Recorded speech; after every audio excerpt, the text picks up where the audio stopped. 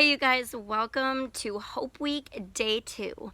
If I do look a little bit red to you, well, and sweaty, it's because I'm sitting on my porch and it is very, very hot out here and muggy. But if I look red to you, it's because I am.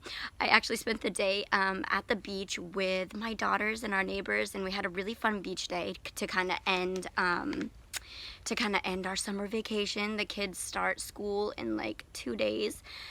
And so it was a fun day at the beach, and it's weird because normally I don't ever wear sunscreen at the beach, and today I decided to wear sunscreen, and I still burnt really bad, as you can see.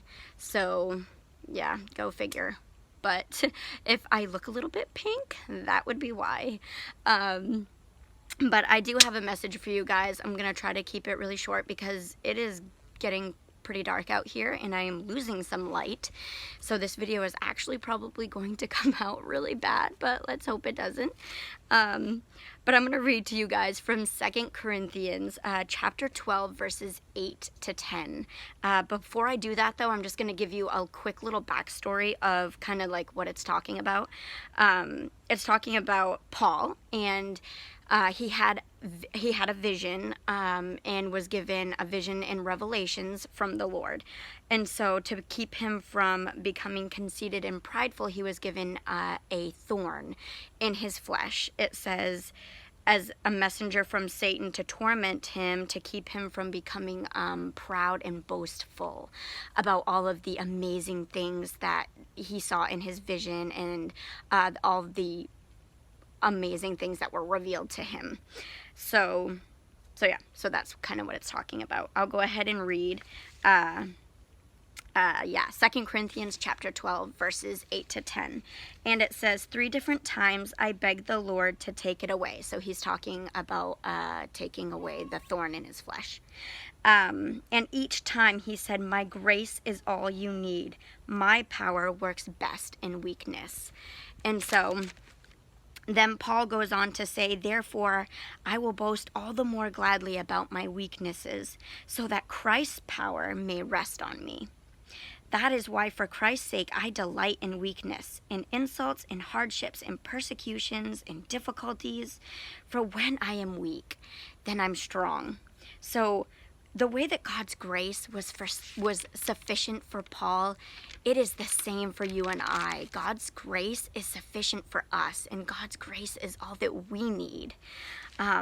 So whatever it is that you may be going through right now, whatever trial or hardship or difficult season of your life you may be in right now, whatever it is that you may be feeling, hopeless about, or just feeling really weak, just hang on to the promise that when you are weak, he is strong.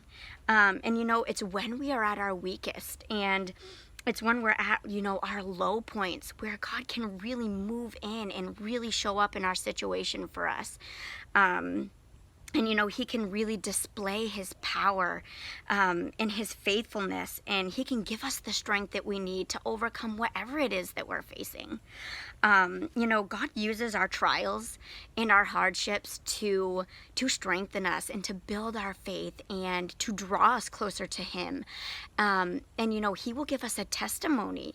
He'll give us a testimony of his faithfulness that, becomes a testimony for others.